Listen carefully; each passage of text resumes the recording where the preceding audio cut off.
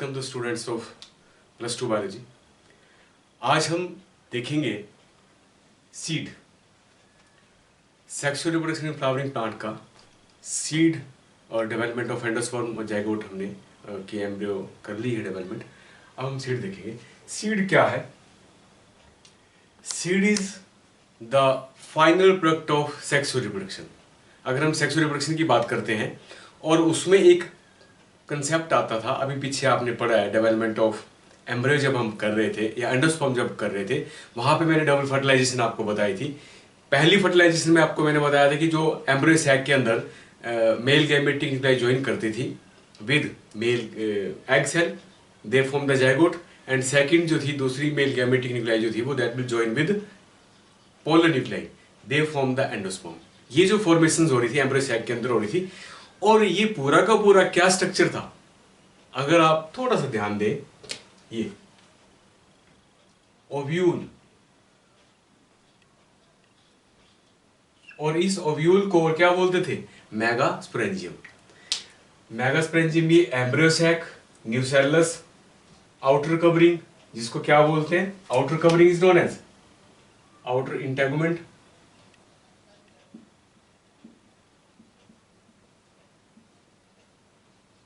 and this is known as inner integument,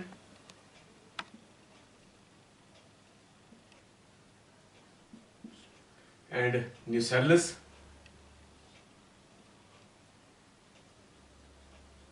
embryo sac.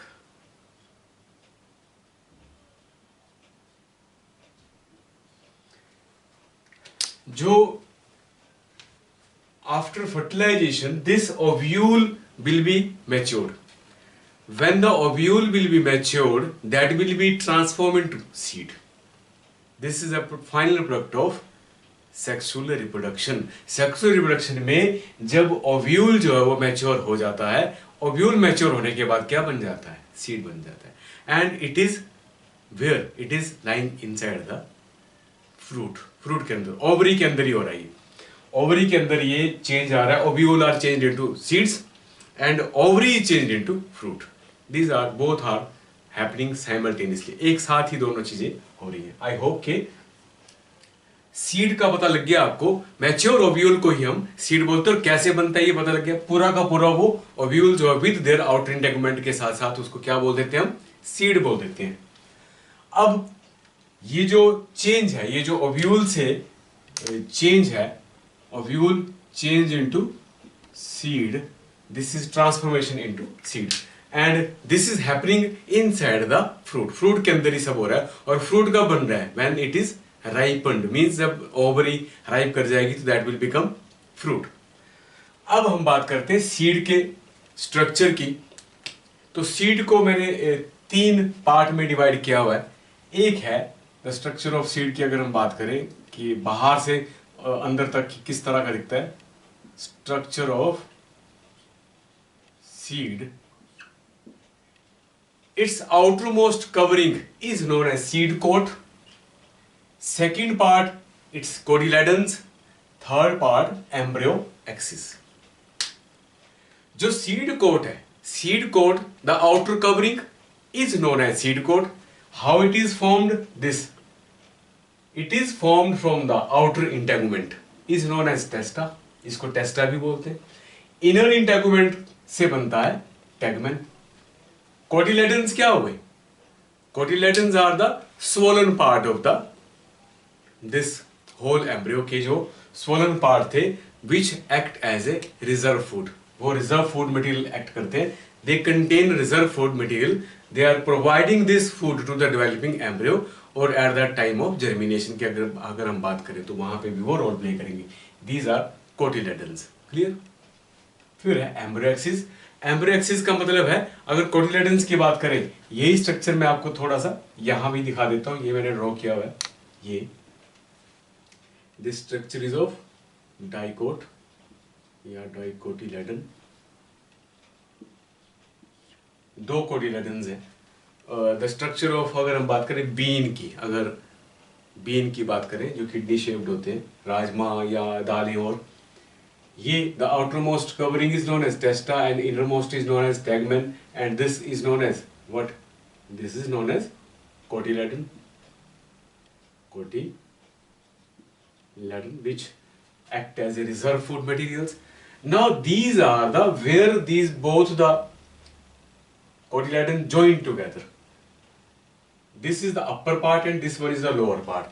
जो upper part in cotyledons का है that is known as epicotyle. इसको क्या बोलते हैं? इस रीजन को epicotyle बोलते हैं. एपी मतलब ऊपर, कोटाइल मतलब कोटिलेडन्स. कोटिलेडन्स का जो ऊपर वाला पार्ट है, यहां से एक पार्ट अराइज करता है, that part is known as प्ल्यूमुल.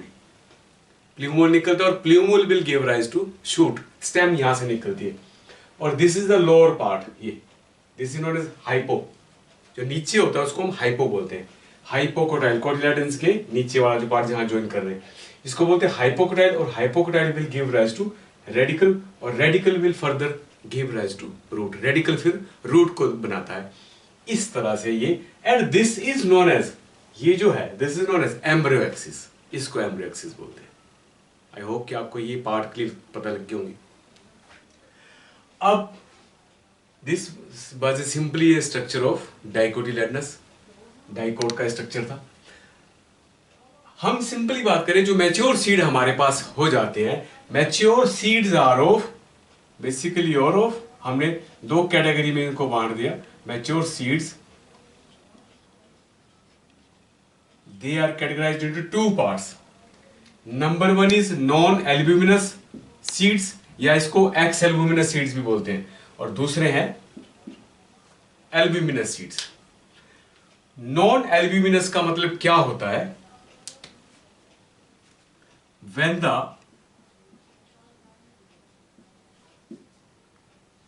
mostly endosperm is consumed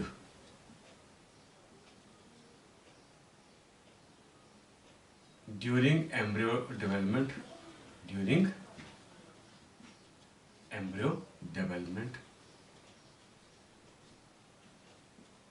embryo development के टाइम पर जब बोलता ज्यादा maximum most of the endosperm is consume कर लेते हैं उसको, जब उसका एम्ब्रियो का डेवलपमेंट चल रहा होता था, तो बहुत कम या ना के बराबर वहां पे रह जाता है.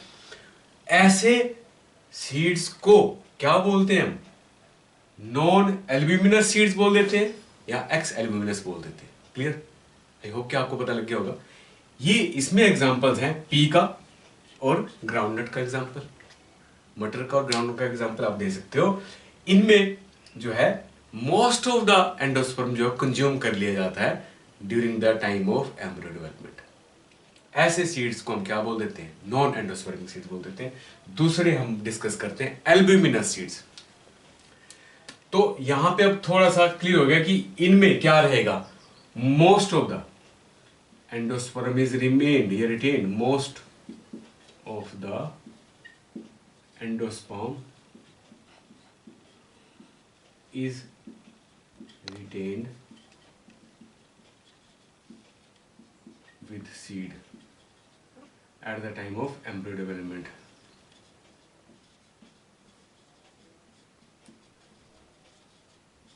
मोस्टली जो है बोलता है इसमें एंडोस्पर्म बच जाता है, कंज्यूम बहुत कम होता है. क्लियर? बहुत कम यहां पे एंडोस्पर्म कंज्यूम होता है. तो सीड्स क्या हो गए?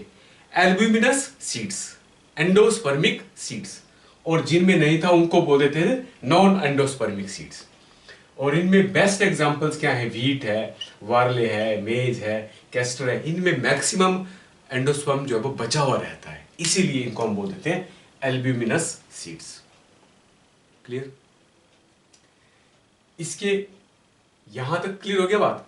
इसमें एक जो एग्जांपल मैंने आपको बना रखा है, जो एल्ब्यूमिनस सीड में मेज का एक एग्जांपल बना रखा है. Maize, whole maize is known as basically fruit, but its ovule is, जो वॉल ऑफ ओव्यूल है सीड की, they are sticking with the outer covering of this. इसकी जो पेरिकार्प होती है एज ए फ्रूट बिहेव करता है, इसको हम तब सीड भी बोल देते हैं. जो इसका मैक्सिमम पार्ट है, ये जो मैक्सिमम पार्ट है मेज का, this is known as endosperm. अब आपको दिख रहा है कि larger part of endosperm is remained here. बहुत ज्यादा पार्ट यहाँ पे एंडोस्पर्म का बचा हुआ है. तो seed can be named as, इस सीड को क्या बोल सकते हैं? एंडोस्पर्मिक सीड या एल्ब्यूमिनस सीड बोल सकते हैं। बाकी इसमें ये एम्ब्रियो एक्सिस ये दिखा रखा है मैंने, ये कोलियोप्टाइल का रीजन है, ये कोलियोराइजा, ये शीट जैसी है। इस रीजन को जो है हम एम्ब्रियो एक्सिस बोल देते हैं। ये जो है यहाँ पे शूट को अराइज करवाता है, प्ल्यूमल दे रहा है ये, और इस पार्ट से रेडिकल पार्ट निकलता है, रेडिकल से फिर रूट अराइज करती है, ये कोलियोराइजा है। और this part is known as scutellum which is also named as cotyledon, जिसको हम कोटिलेडन का नाम भी दे देते हैं। Outermost layer is pericarp and innermost layer is aleurone layer. Aleurone layer ये प्रोटीनस लेयर होती है, और ये सारा का सारा मैक्सिमम पार्ट क्या है यहाँ पे एंडोस्पर्म का है। So these seeds can be named as endospermic seeds. I hope यहाँ तक क्लियर पता लग गया होगा। अब इसका नेक्स्ट पार्ट देखते हैं।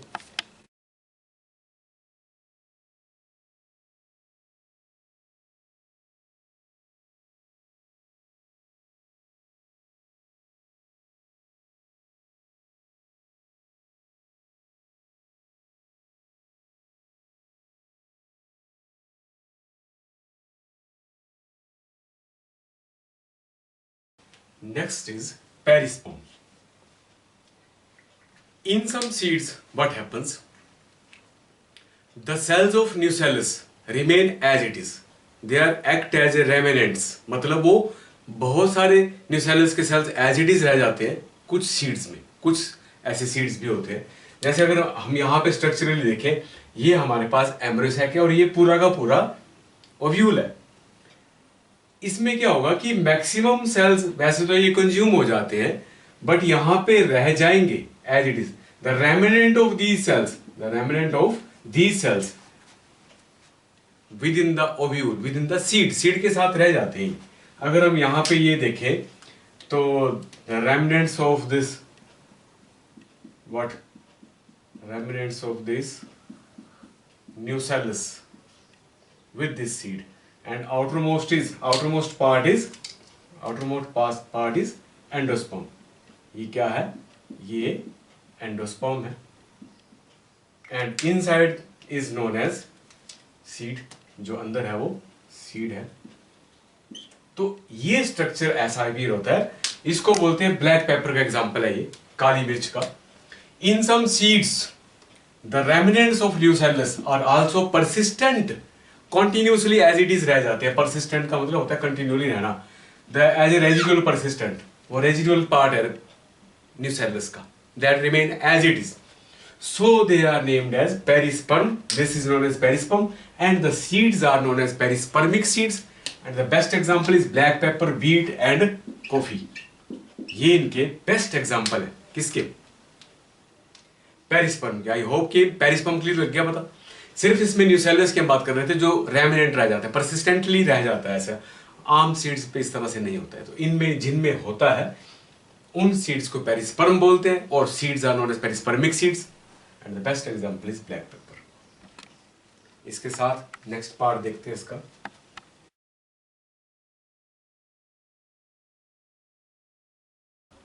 नाउ इसमें नेक्स्ट पार्ट हम देखेंगे। एक सीड मैंने आपको डाइकोटिलेडन का ही दिखा रखा है ये। इसमें ये इसकी आउटर कोट टेस्टा टेगमेन, और ये इसका पार्ट जो है प्ल्यूमल, जो ये लीफ सी हल्की सी निकल रही है, this plumule give rise to shoot, and this part is known as radical part later will give rise to root, and this is a scar। ये थोड़ा सा निशान सा दिखता है बड़े सारे बीन्स में। अगर राजमा और ये इन दालों में अगर आप देखोगे तो एक छोटा सा कर्व होता है, और कर्व पे निशान सा होता है, उसको बोलते हैं फ्यूनिकुलस स्कार, क्योंकि वो that is attached with funicle के साथ अटैच होता है। और इसके साथ ही एक छोटा सा निशान सा दिखता है राउंडेड सा, दैट इज बेसिकली माइक्रोपाइल। उसका क्या नाम है? माइक्रोपाइल। अब इसका सीड में माइक्रोपाइल का एक क्या रोल है स्पेसिफिकली, ये हम देखते हैं। Micropyle help to exchange the oxygen,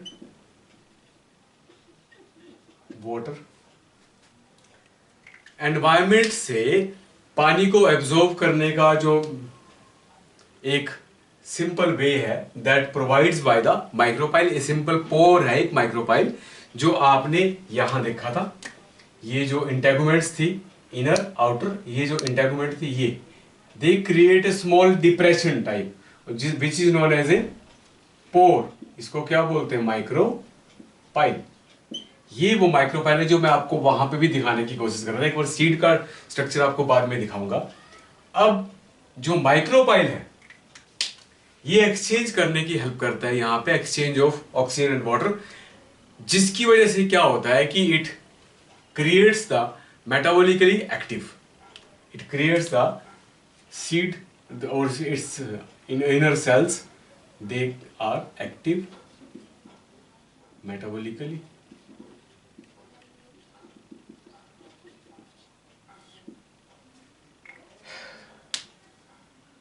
This is simply a role of microbiome. और एक और साथ में हम बात कर रहे थे प्रोटेक्टिव कोट्स। प्रोटेक्टिव कोट्स की मैंने आपको बात बताई थी कि they are preparing the coat of any seed. Seed की हम कोट की अगर हम बात कर रहे थे तो this is a seed and this is known as outer coat of the seed. अगर हम इसको टेस्टा बोल रहे थे एंड इनर वाली को हम टेगमेन बोल रहे हैं। These are basically the outer and inner coats, they are provided कहाँ से? आउटर और इनर इंटेगुमेंट्स ही इसको बनाती हैं। They get dry when the seed mature, seed mature, they become, these coverings become dry, rough and hard. Why? एक चीज यहां पे ये आती है कि why they this seed जो है वो मैच्योर होने के बाद the coverings become hard, dry and tough क्यों हो जाती है ये? They contains what? They contains the whole cotyledons. अगर ये दो हैं तो दो cotyledons अंदर रहेंगे, okay. And embryo,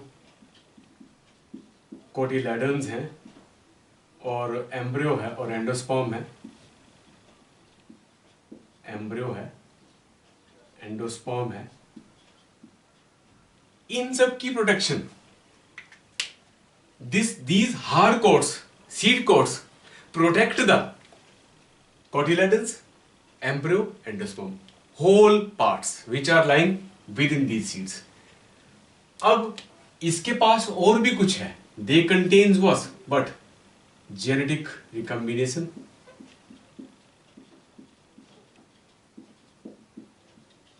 seeds contain the genetic recombination characteristics.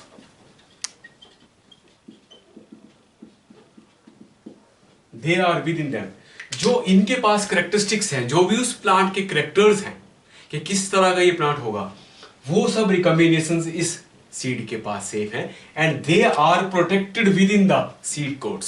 ये सीड कोट इस सब मटेरियल को, एम्ब्रियो को, एंडोस्पर्म को और कोटिलेडन्स को, और विद इन देम जीन्स की फॉर्म में अगर हम बात करें तो जेनेटिक रिकॉम्बिनेशंस और कैरेक्टरिस्टिक्स को भी ये प्रोटेक्ट करके रखते हैं। अब नए कैरेक्टरिस्टिक्स की अगर हम डेवलपमेंट की बात करें, how the new characters are developed? New characters are developed when we grow them. जब इनको हम ग्रो कर देंगे, then the new recombinations will be there, new characters will be there. अब इनको प्रोटेक्ट करना है। सारे के सारे सीड्स का होता क्या है? ये जो सीड्स हैं, ये जो सीड्स की हम एक चीज हमने देखी कि दे go dry up. Dry up होने के बाद कुछ सीड्स में क्या हो जाता है, when they go dry, approximately 10 to 15% जो है वो they have moisture. When the seeds get dry, उनमें 10 to 15% जो मॉइस्चर रह जाता है एंड मेटाबॉलिकली स्लो, इनएक्टिव हो जाते हैं metabolically and they are not able to perform any activity at this time. जब ये ड्राई हो जाते हैं, 10 से 15% मॉइस्चर रह जाता है इनमें, तो एक्टिविटी मेटाबॉलिकली एक्टिव नहीं रहते ये। जब ये इनएक्टिव रहते हैं तो इनएक्टिव होने की वजह से एक स्टेज इनके आ जाती है, उस स्टेज को एक हम नाम से बुलाते हैं, that is known as dormancy. उसको क्या बोल देते हैं? That is known as dormancy. The seed is in dormant condition, सुप्त अवस्था। इस टाइम पे सीड अभी कुछ भी नहीं करेगा। तो इसका मतलब seed when it become active, when it break this dormancy, कभी इसको तोड़ेगा? When they get the favourable conditions, when they get the favourable conditions का मतलब ये हुआ कि moisture, temperature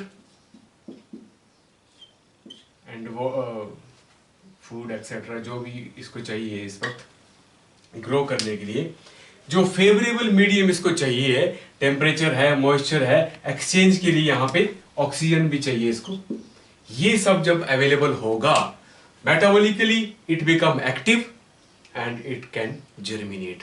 whenever we put it in the soil it start to germinate. जब हम इसको डाल देते हैं सोइल में, तो ये सब उसको जब फेवरेबल कंडीशंस मिल जाती हैं तो ये एक्टिव हो जाता है। तो at that time it break its dormancy, तभी इसकी डोरमेंसी को तोड़ के ग्रो करना शुरू कर देता है। आई होप कि आपको प्रोटेक्टिव कोट का पता लग गया, आई होप कि आपको माइक्रोपाइल का पता लग गया, एक्सचेंज के लिए काम करता है। डोरमेंसी का आपको पता लग गया कि कब ये डोरमेंट हो जाते हैं, जब ये इनएक्टिव हो जाती है, मतलब कुछ टाइम तक ये ड्राई अप हो जाते हैं। ऐसा तो है नहीं कि ये जब भी सीड का डिस्पर्सल हुआ, अब डिस्पर्सल की बात समझा देता हूं आपको।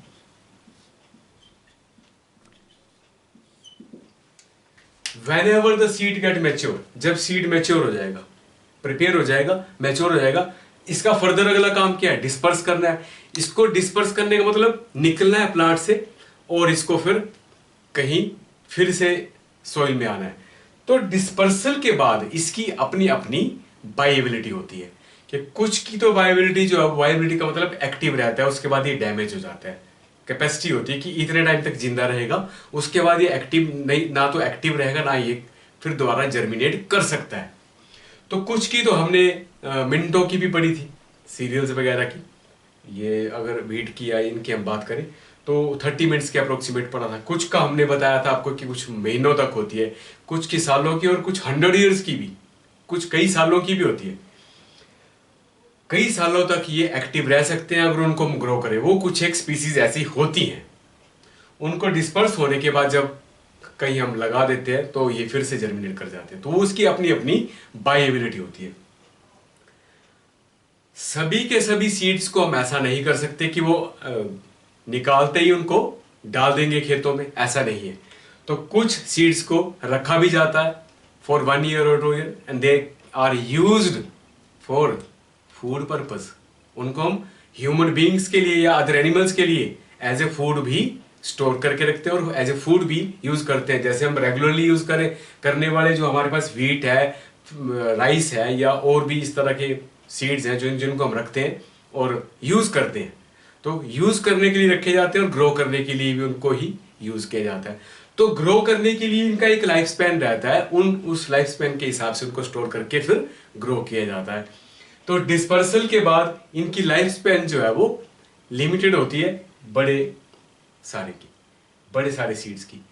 कुछ एक एक्सेप्शनल केस यहां पे हमें मिले, वो मैं आपको बताता हूं।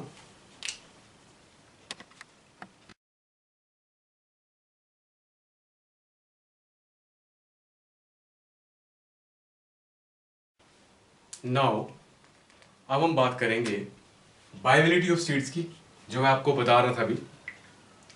बायोबिलिटी ऑफ सीड में हमने ये देखा कि कुछ की मिनटों की थी, फिर कुछ दिनों की और मंथ्स की, ईयर्स की, कई सालों की। हमारे पास अभी रिसेंटली कुछ रिकॉर्ड ट्रेस हुए। एक है हमारे पास ल्यूपिन, एक प्लांट है ल्यूपिन जो है वो, it was discovered eight the time of excavation in the Arctic of tundra. Arctic of tundra में जब एक्सकेवेट किया गया, मतलब वहां पे जब खुदाई की गई, तो ये स्पीसीज वहां पे मिली जो 10,000 साल पुरानी थी। old thing. This was 10,000 years old. Still it was viable. Still it was viable, and it grow, germinate, and give rise to flowers also. And it is named as Lupinus arcticus. Lupinus arcticus. ये जो है plant, ये legume type का plant है, leguminous का plant है ये, फाइबेसी family का।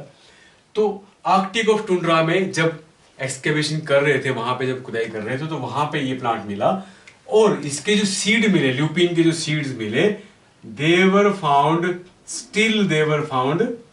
Active, viable. ये जो ल्यूपिन के सीड वहां पे मिले 10,000 साल पुराने थे, और वो जब ग्रो किए, जर्मिनेट भी हो गए, और वो उन्होंने फ्लावरिंग भी दे दी।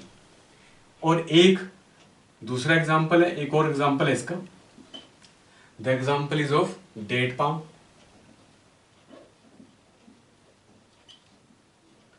डेट पाम का एक सीड मिला which was of 2000 years old,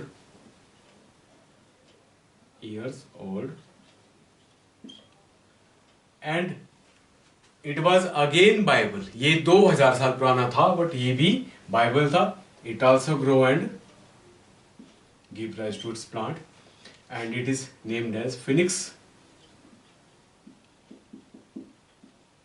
डेक्टाइलिफेरा।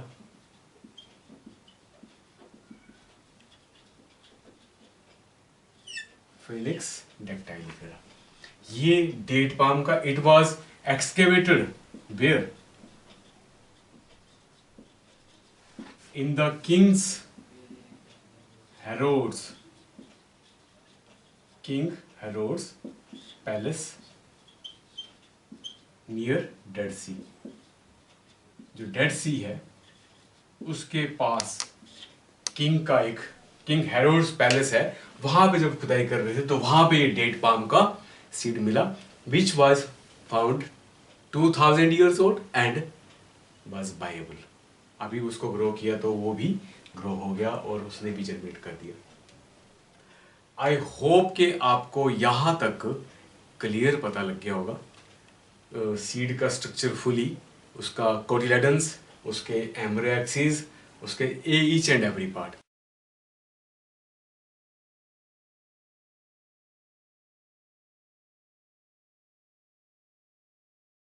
Next हम देखेंगे फ्रूट।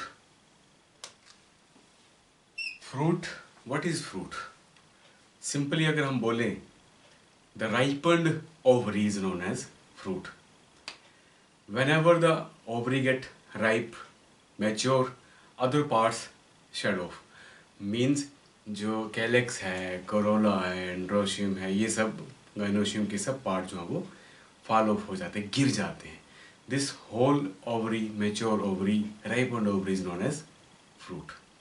सिंपली हम फ्रूट की क्या बात करते हैं, और फ्रूट को दो कैटेगरी में कैटेगराइज करते हैं। एक तो होते हैं ड्राई फ्रूट, सिंपल, वैसे तो प्लस वन में इसकी पूरी डिस्क्रिप्शन है, बट यहाँ पे हम थोड़ा थोड़ा पार्ट लेंगे, ड्राई फ्रूट और एक फ्लैशी फ्रूट। ड्राई फ्रूट में हमने एग्जांपल लिए हैं कुछ ग्राउंडनट के एंड मस्टर्ड के एग्जांपल, सरसों के एग्जांपल, और भी बहुत सारे। फ्लैशी में हमने गुआवा, ऑरेंज एक्सेट्रा ये कुछ ले लिए।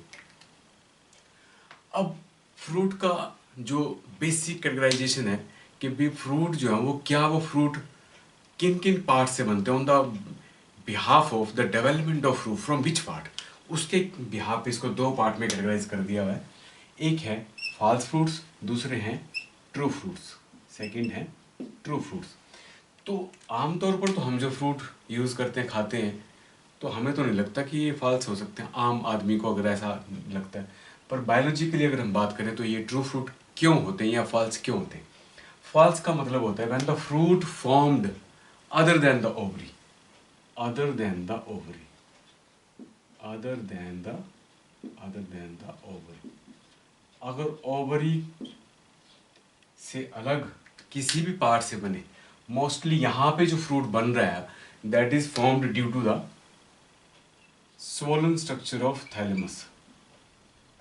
Thalamus get swollen and food is stored in that.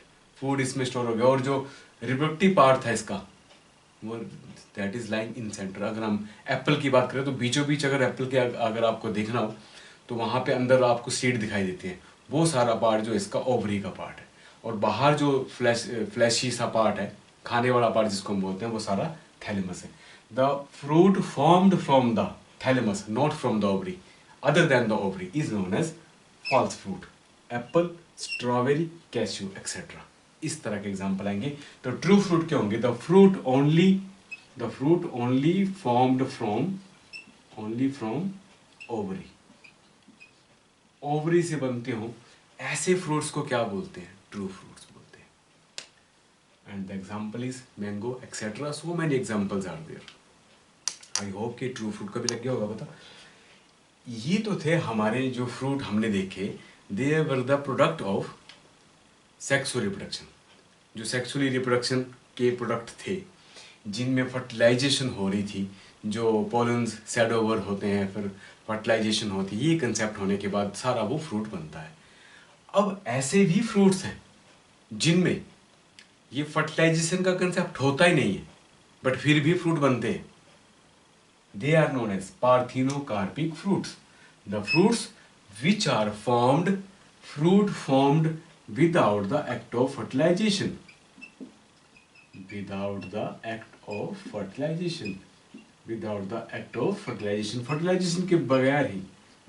fertilization के बगैर ही अगर फ्रूट बने तो उन फ्रूट्स को क्या बोलते हैं? those fruits are known as parthenocarpic fruits and the example is banana.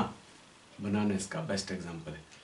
And one term is there, parthenocarpy. It can be induced by inducing the growth hormones. अगर बोलता हम ग्रोथ हार्मोन को इंड्यूस करें तो हम ये एक technically without the act of fertilization जो है वो फ्रूट बना सकते हैं और वो फ्रूट जो होंगे वो सीडलेस रहेंगे, सीडलेस फ्रूट्स बनेंगे. And the technique is called as parthenocarpy. इस टेक्निक को पार्थिनोकार्पी बोलते हैं. अगर हम नॉर्मली अगर किसी फ्रूट को ऐसे देखना चाहें तो ये जो पार्ट है ये सारा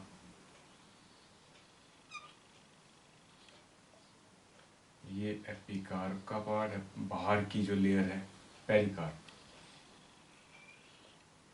ये क्या है? पेरिकार्प. और ये सारा यहाँ से लेके यहाँ तक फ्लैशी पार्ट है मीजोकार्प. और ये एंडोकार्प और ये सीड. अगर मैंगो की बात करें तो इसके बाहर की जो लेयर है वो पेरिकार्प, उसके अंदर फिर मीजोकार्प फ्लैशी खाने वाला पार्ट, एडिबल पार्ट और अंदर का हार्ड वो कोट होता है इसका, उसको एंडोकार्प बोलते हैं और इसके अंदर सीड. आई होप के यहाँ तक आपको पता लग गया होगा. This is all about the fruit.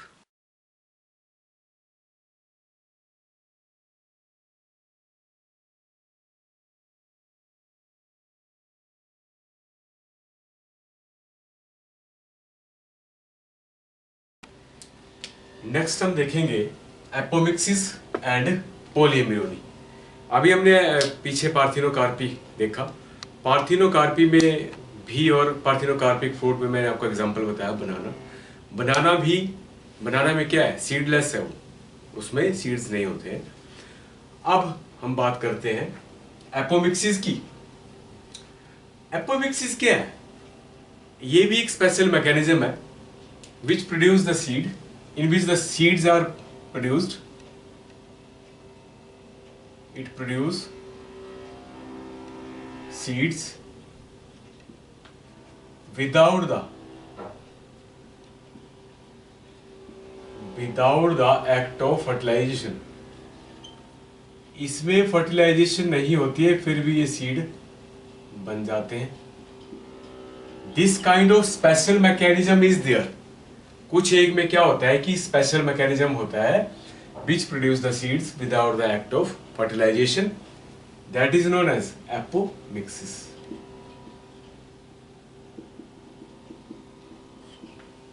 That is known as apomixis, उसको एपोमिक्सिस बोलते हैं।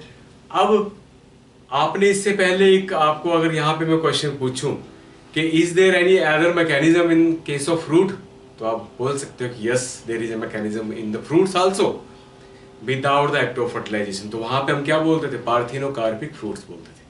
तो अगर सीड्स की बात आती है, the production of seeds, the preparation of seeds, mechanism to produce the seed without the act of fertilization is known as, उसको क्या बोलते हैं, जहां पे फर्टिलाइजेशन के बगैर ही सीड बन जाता है उसको बोलते हैं apomixis. And it is a process of asexual reproduction, it is a part of asexual reproduction. ये किसका पार्ट है, it is a part of asexual reproduction which is basically mimics with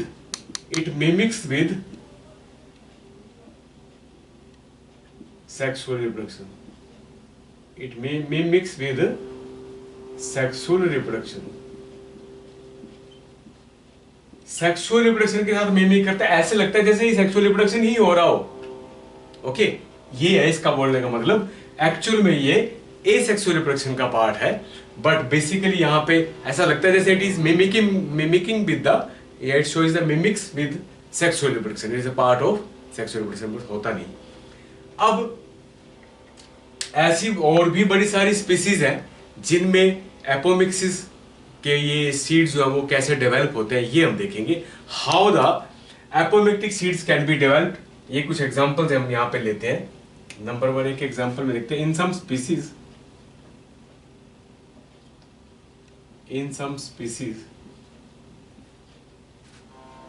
the diploid egg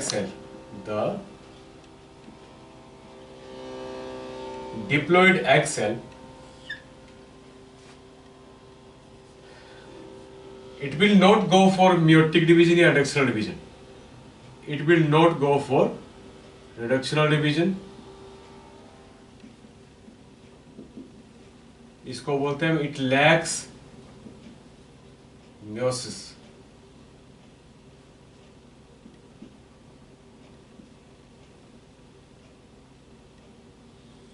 it lacks the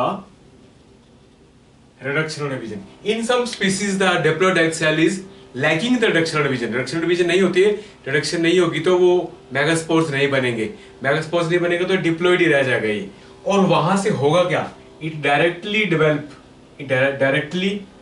develop into embryo। क्या किसमें change हो जाएगा, this diploid egg cell will directly develop into embryo without the act of fertilization, without the act of fertilization। okay, this is known as apomictic seed। अब जो ये seed बनेगा उसको apomictic seed बोलेंगे। क्लियर होगी बात, मतलब डिप्लॉइड एग सेल था और डिप्लॉइड एग सेल से डायरेक्ट जो है वो डेवलपमेंट होगी। ये था हमारे पास डिप्लॉइड एग सेल, और जब ये डिवाइड हुआ तो मतलब ये डिवाइड नहीं हुआ, ये क्या मिस कर गया यहाँ पे, नो मियोसिस, इसमें मियोसिस नहीं हुई, मतलब रिडक्शनल डिवीजन नहीं हुई। इसके पास जो ये बनने थे, जो 3 और मेगास्पोर बनने थे वो नहीं बने, और वो डायरेक्ट इसमें चेंज होने के बाद फिर एम्ब्रियो में चेंज हो गया, और एम्ब्रियो में चेंज होने के बाद that direct develop into seed without the act of fertilization. ये हम बात कर रहे थे यहाँ पे। और एक और पार्ट यहाँ पे होगा, in some species, other species, in some other species there are some more species, in some other species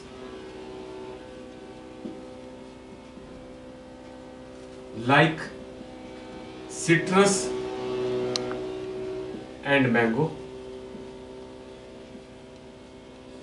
citrus में हमारे ये खट्टे फ्रूट्स आ जाते हैं, जैसे अगर हम नींबू की बात करें, या हम ऑरेंज की बात करें, या झुमीरी जिसको हम बोलते हैं, ये सब जितने भी प्रोडक्ट हैं जिनमें ये फ्लैशी खट्टे सारे आ जाते हैं, सब के सब वो सिट्रस है। और बाकी मैंगो की कुछ एक वैरायटीज ऐसी हैं जिनमें होता क्या है, in these species they have their nucellar cells, in these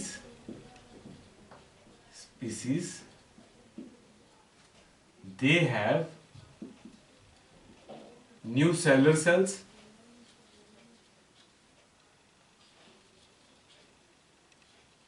outside the, कहाँ पे होते हैं ये, एम्ब्रियो सैक, एम्ब्रियो सैक के ये बाहर होते हैं।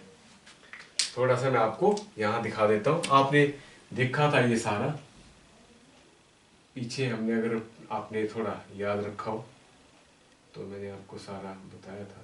ये egg, synergids, polar nuclei, antipodal, and it is surrounded by the nucellar cells, nucellus जिसको बोलते हैं, the cells are known as nucellar cells. Okay, ये सारा का सारा क्या है, न्यूसेलस। ये हम बात कर रहे हैं in these species what happens, the cells of the nucellus they are protruding inside the embryo sac. ये सेल्स क्या करते हैं, यहां से प्रोट्रूड करना शुरू करते हैं और अंदर को आ जाते हैं, and they are coming inside, they are coming inside from this, they are also protruding and coming inside like this, protrude करके बाहर को निकल के and getting inside the embryo sac, and these all cells then directly develop into, these all cells develop into embryo. These all cells directly develop into embryo. No process of fertilization is there. No fertilization is there. So it means this embryo sac may consist of, number of embryo. When any embryo sac contains more than 2, 3, 4 embryos, what happens? It will become polyembryony.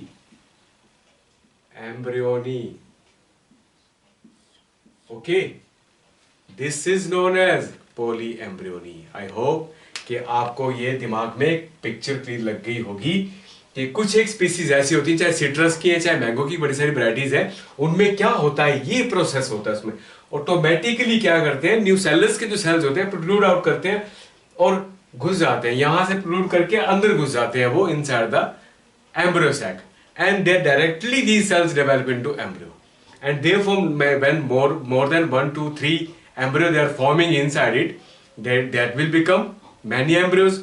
This many embryonic stage is known as polyembryony. This is known as polyembryony. I hope कि यहाँ तक आपको clear पता लग गया होगा। इसके बाद हम इसका एक और छोटा सा टॉपिक साथ में ही है, वो भी देखते हैं।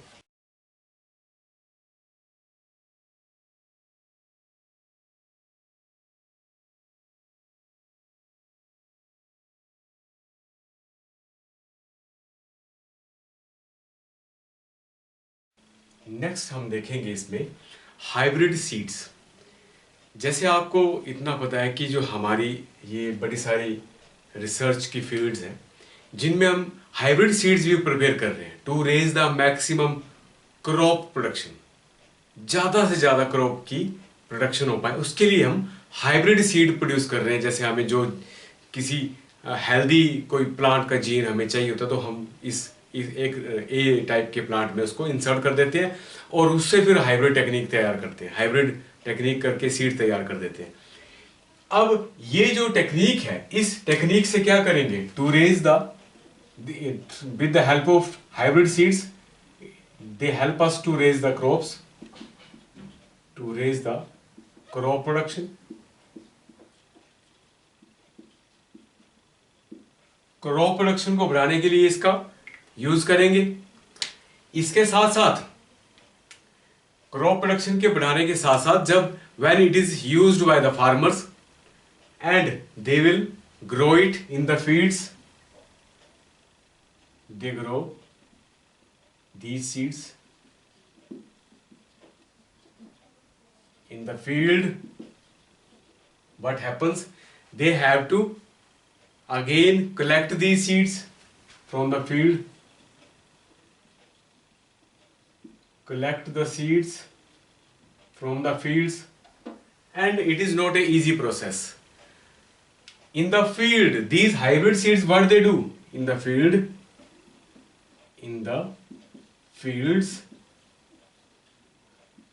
the hybrid seeds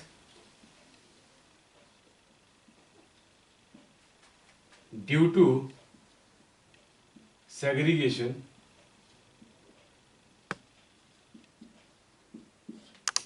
lost the characters.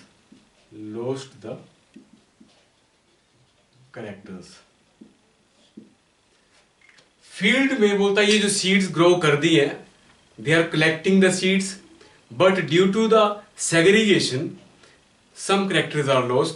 Now again they collect the seed, फिर से उनको सीड कलेक्ट करने हैं, फिर से ग्रो करने हैं. तो it is a tough process कि वो उस तरह से उसको मेंटेन कर पाए. अब इसको फिर से इनको मेंटेन करना है, तो they have to buy it from the market, and every year after year they have to do it. Year after year they have to purchase, and हर साल उनको परचेज करने पड़ेंगे to grow and raise the crops. Crop को raise करने के लिए, crop को grow करने के लिए बार बार उनको हर साल नए ये हाइब्रिड सीड्स कलेक्ट करने पड़ेंगे, क्योंकि जब भी वो ग्रो कर देंगे, ग्रो करने के बाद जब वो कलेक्ट करेंगे, due to segregation they are losing their characters, और बड़े कम सीड्स इनके पास अवेलेबल हो पाएंगे. ऐसा करने से जो हाइब्रिड सीड्स का जो बेसिकली काम जो है वो that is costly. The production of hybrid seeds is costly. The production of hybrid seeds is costly. अगर ये costly है तो naturally है, to buy these seeds it is also expensive. अब the farmers, this is very expensive. Hybrid seeds are expensive for farmers to purchase. सभी farmers को ये purchase करना आसान काम नहीं है. It is very expensive. बहुत खर्च करके उनको ये काम करना पड़ेगा, और हर साल ही उनको ये करना पड़ेगा. तो क्या हमारे पास ऐसी कोई टेक्निक है कि हम इन हाइब्रिड सीड्स को चेंज करें और इस प्रॉब्लम से रीड ऑफ कर दें, इस प्रॉब्लम से फार्मर्स को थोड़ा रिलीफ महसूस करवाएं? Yes, we have a technique. हमारे पास एक टेक्निक है, that is known as apomixis और एपोमिक्टिक टेक्निक. उस टेक्निक के थ्रू हम इस प्रोसेस को, उस टेक्निक के थ्रू हम क्या कर सकते हैं? We can improve this by using the apomictic technique.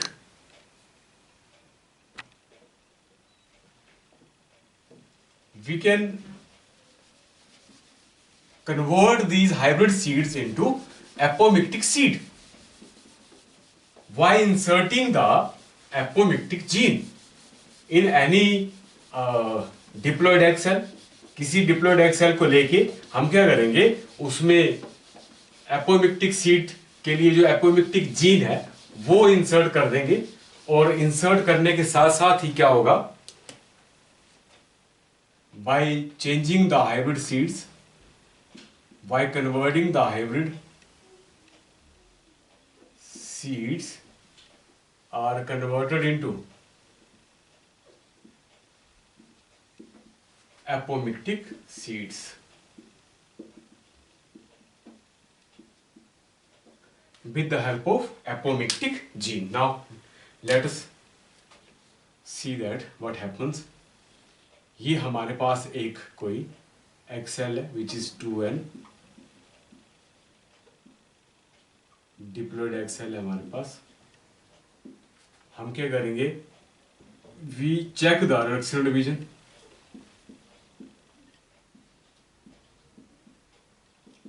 Reduction division check कर देंगे, मींस मियोसिस नहीं होने देंगे इसमें.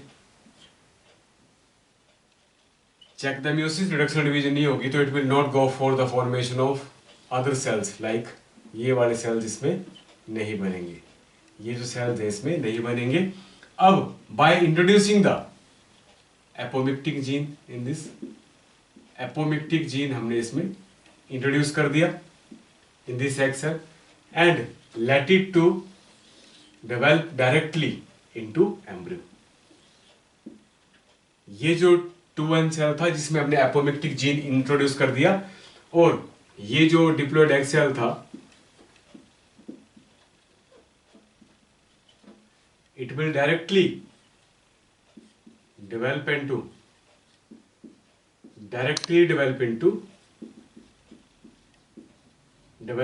embryo without